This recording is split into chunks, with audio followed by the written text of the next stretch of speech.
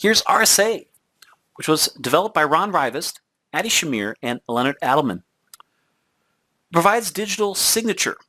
So when it comes to digital signatures, again, this is a lot of times referred to in the email world of providing, digital signatures is where that generally would come in. It's also mentioned a lot too in public key infrastructure. So when it comes to characteristics of public key infrastructure, it basically, the public key crypto systems distribute public keys within, in this case, digital signatures. And that's where that kind of comes in. So a lot of times it's referred to in that sense when we're talking about that. One thing too I wanted to mention too with the Diffie-Hellman, there are different groups of Diffie-Hellman that has different strengths that you can use for the key exchange process. And we have what's called the Diffie-Hellman Group 5, which runs at 1,536 bit key, which is important to remember. So it's 1536 bit key for the Diffie-Hellman Group 5, which again is determining the strength of the key used in the key exchange process. All right, awesome. Now with RSA, guess what? We also have a different level that we can use. Now in general, when it comes to looking at public key infrastructure, it's using generally RSA at 1024-bit strength. Okay, so it's going to be RSA at 1024-bit strengths in that case. Scenario there when it comes to using digital signatures and so forth is going to be coming into play when we talk about emails and such. Now another thing, as I mentioned before, when it comes to emails, which was PGP, right? So we would use PGP or pretty good privacy along with that. All right, the mathematics on this is definitely difficulty of factoring large numbers. So it uses a one-way function that's just mathematically easy to carry out in one direction, but basically impossible to carry out in the reverse. Now some other ones out there that we have is Algol and ECC. Now Algol provides digital signature, encryption, and key exchange services. It's based on calculating discrete logarithms in a finite field and based on Diffie-Hellman. Now your ECC provides digital signatures, key distributions, and encryption. It generally is more efficient than other algorithms because it's used in devices with limited processing power, like cell phones and wireless devices. And it does not require a longer key to provide higher protection. And of course here the public key cryptography advantages. Obviously here is that it's easily scaled. Right? Asymmetric only requires each user to have one pair of keys. So for 1,000 users, we have about 2,000 keys. Does not require out-of-band delivery of the key, meaning you don't have to take it on a floppy or something and take it off. Public key is also distributed and needs no protection. And again, we mentioned about having the certificates within your browser, which are, those are all public keys, right, that we basically mentioned there. It provides authentication, access control, confidentiality, as well as integrity, and on the email side of things, right, non-repudiation, where we can't deny having sent the message and the sender cannot deny receiving it, and so forth along with that. All right. Now, when it comes to the question is when to use which key, well, keep in mind, confidentiality is provided when the symmetric key is encrypted with the receiver's public key. So only the receiver can decrypt and extract the symmetric key by using his or her private key. Authenticity is also provided, so if something is encrypted with the sender's private key, only the sender should have access to his or her private key. And when it comes down to it, what we basically do is use a combination of the two. So if we look at the disadvantages, for instance, right, very slow compared to symmetric, up to 1,000 times slower, as we mentioned before, uses more complex mathematical formulas and so forth. Right, the size of the encrypted data is limited by the key strength, so it can only be used to encrypt smaller amounts of data, unlike our symmetric, which was used for larger amounts of data. Right, so here we can see the comparison of the two. Right, so the symmetric, one key shared between two or more entities. Each entity has a public-private key pair on the asymmetric side. For the key exchange, we have to do it out of band, generally, right, or else it might get compromised. Public key is safely distributed. Speed, algorithms is less complex, thus it's much faster. The algorithms, of course, on the asymmetric side are more complex and thus very slow. Number of keys grows as the number of users grow on the symmetric and does not grow uncontrollably on the asymmetric side. Remember we mentioned bulk encryption means encrypting files and communication paths. and here the asymmetric side is the key encryption and distribution. Security service provided here, symmetric, confidentiality, and on the asymmetric side, confidentiality, authentication, and non-repudiation. So you can imagine, even though we have the weaknesses here that each have and so forth, so what we can do is combine the two together, and we can have, basically we encrypt with our symmetric, our whole disk encryption, whatever, and then we use asymmetric to actually encrypt the symmetric key, and that would be one way of going about doing that. And as we mentioned before, PGP is one of those types of things that could be used for that, and so forth. So anytime we have things coming up that has to do with two keys, keep in mind that's always going to be mentioned as asymmetric and such with that. All right. Now we also have other ways that we can, for instance, protect smart cards and so forth. And basically we would use what's called the extensible authentication protocol for that when it comes to keeping things secured that way. As in, if we wanted to transfer maybe some certificates and so forth along with that, we would use that for that. Now, when we want to send, for instance, PGP messages and so forth, when it comes down to PGP, generally the piece of information that's needed from the recipient that the sender must have before encrypting it would be, of course, be the recipient's public key. Right? That would hopefully be standard there. Now, also, since we're still kind of mentioning here digital signatures, which next slide here, there it is. Providing authenticity and non-repudiation. So after the message is put through a hashing algorithm, the message digest value is encrypted with the sender's private key. The receiver validates the digital signature by decrypting it with the sender's public key and provides data integrity, authenticity, as well as non-repudiation. For messages to get through insecure channels and so forth, right, implemented by digital signatures and whatnot, when we use a digital signature, the message digest is encrypted using the sender's private key, which again allows us to keep it secure and provide that non-repudiation along with that. So it's overall pretty straightforward. All right, when it comes to U.S. government standards, we have the Digital Signature Standard, the DSS. We have the Secure Hashing Algorithm. Again, runs at 160-bit, right? It must also be used for message digest creation. DSA, RSA, and ECDSA asymmetric algorithms also can be used for digital signature creation, where ECDSA is the ecliptic curve digital signature algorithm. You don't need to memorize that portion, but you do definitely need to know about the SHA algorithm. All right, so when it comes to PKI and its components, keep in mind the public key infrastructure allows us to use certificate authorities, also known as CAs. We have certificate authority registration authorities, certificate repositories, and the certificate revocation systems as well that helps us with those. Let's take a peek at some of these. So if we look at the registration authority, this will basically go around and accept registration requests from users. It validates users' identities and also passes the requests to the certificate authority. And it cannot create certifications. Now, the certificate authority itself creates digital certificates.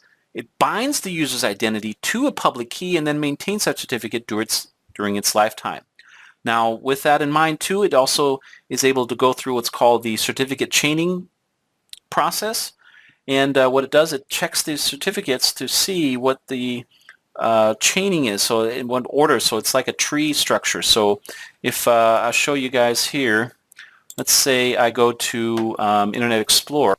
Okay, let's say I go to Internet Explorer and I want to go to, let's say we go to Google. Now what I can do here, as you notice here, I have the lock, I have the HTTPS. Now this lock will generally tell me what the certificate is. So I can look at the certificate and we look at the certificate certification path. And you notice here we have, this is what we call certificate chaining. Right? So we can see that it's going from Google to this Google Internet Authority and then to GeoTrust. And what it does is it goes through the certificate chaining process to see if the certificate is actually valid. If not, it will check, of course, the certificate revocation list, the CRL, also known as the CRIL, and that's where all of your certificates that have been compromised or expired and so forth are, and it will check that as well and make sure that, again, that everything is in order and so forth. And that's where that kind of comes into play. All right. Now, another thing we've already mentioned too is PGP, right? Pretty good privacy. Again, used for email standard. So it's a free email client that provides security. It was developed by Phil Zimmerman. Uses passphrases instead of passwords, and the key generation and private key protection it provides, as well as web of trust instead of a hierarchy of certificate authorities tickets there, right? Like we kind of just saw in the certificate chaining process. And also, users decides how much they will trust each other, and again, user has complete control over that. Now, there's other secure protocols that we can use.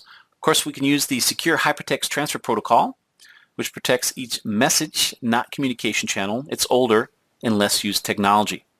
However, we do have HTTPS, which is HTTP on top of SSL, your secure socket layer. It provides secure communication channel, 128-bit encryption generally, right? And all messages and other data is also protected. SSL, originally developed by Netscape, requires your public key infrastructure to be able to use. Again, it uses asymmetric scenarios, right? So public-private keys and such. Server authenticates to the client, and optionally, client can then authenticate to the server. Client creates session keys and sends it over to the server. It works also at the transport layer. So if we break it down a little bit, you can see here the SSL connection setup. The server first sends the client certificate. The client checks to see if the signing certificate authority is the trusted list in the browser. The client computes hash of the certificate and compares the message digest of the certificate by decrypting using the certificate authority's private key, as in the CA signed the certificate. Client then checks the validity dates in the certificate. It will also check the URL in the certificate compared to the URL it's communicating with, and the client extracts then the server's public key from the certificate. The client also then creates a session key symmetrically, so this will basically be the same key for both the client and the server. The client then encrypts the session key with the server's public key and then sends it over. Isn't it amazing how we use symmetric and asymmetric together there? Right? And the server then decrypts it using the private. We have SSH, which we mentioned before, runs on port 22. It allows for secure access to remote systems. It can also run different protocols and applications through an SSH tunnel. It should be used instead of Telnet in our utilities, because as we mentioned before, our utilities and Telnet run in clear text. Server and client generate their own private public key pairs, and many times uses the Diffie-Hellman for its key agreement protocol. Like many other protocols, must carry out a handshake process, and then agreed upon parameters are then set up in the SSH tunnel. The other thing too, as we mentioned before, is your IPsec. Again, IPsec is going to be used a lot of times for your VPNs, your virtual private networks. It's developed because IPv4 has no security mechanisms. It is, however, integrated into IPv6. It sets up secure channel between computers instead of applications. And the application secure channel are usually provided here with SSL. We have network layer security. It can provide host-to-host, host-to-subnet, and subnet-to-subnet connection. Now, generally going to be two modes of operations. But before we get to those modes, which is going to be transport modes and tunnel mode, is looking at the suite of protocols that's within IPsec. We have what's called the authentication header protocol, which basically provides data integrity and system authentication.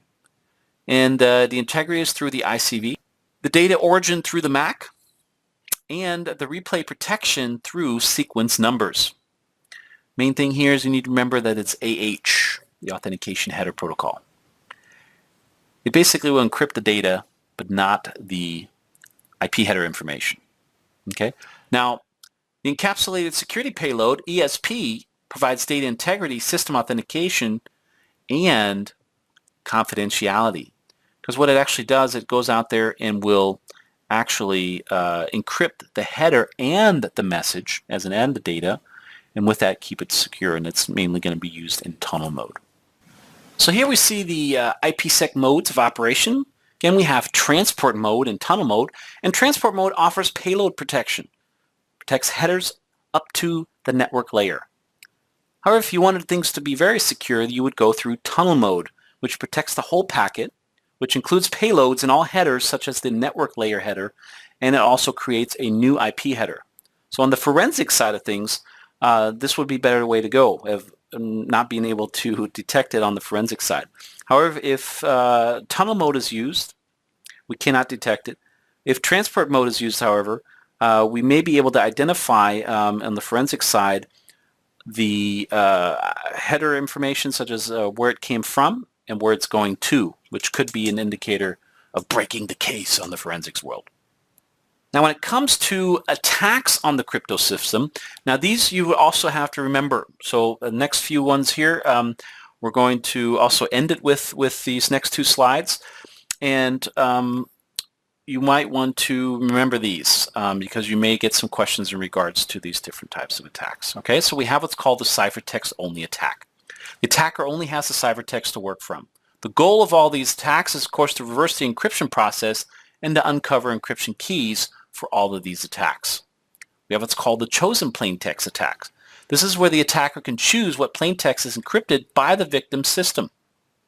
The known plaintext attack, which the attacker has obtained ciphertext and plaintext, and we have what's called the chosen ciphertext attack, where the attacker can choose the ciphertext that will be decrypted by the victim system. More attacks, we have the replay attacks, which the attacker obtains a set of credentials and then sends them to an authentication service, captures usernames, passwords, tokens, and tickets. The timestamps and sequence numbers are also used to protect against this type of attack, and we have man-in-the-middle attack, which of course the attacker injects itself between two users, reads the messages going back and forth, or even manipulates the messages thereof. Sequence numbers here, of course, are also digital signatures are going to be used here also to countermeasure this type of attack and so forth. Now, there's one more attack I want to mention, and then we have the rubber hose attack. And the rubber hose attack very simply is coercing someone to give you the data that you need. You know, it's a kind of cryptographic attack that's used to basically coerce someone. Literally take that rubber hose and beat them with it until they tell you. So there you've got it. There you have it. There you are.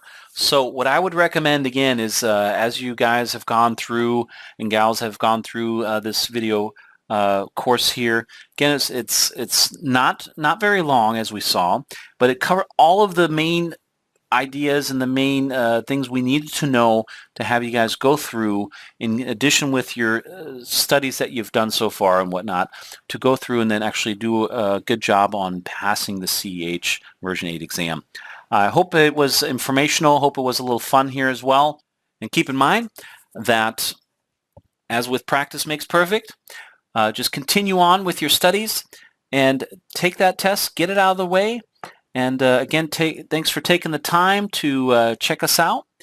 And feel free, if you wanted to, shoot an email and say, hey, pass the exam. And the video course helped out with that as well. So we would be honored to find out how you guys are doing with that.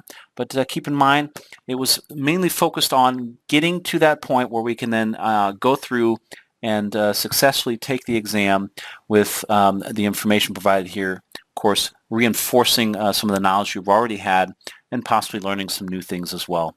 So good luck on the exam out there. And again, thank you very much for checking this out. And we hope to have you check out some other Mile 2 courses down the road. Until then, Randy Kohler signing out.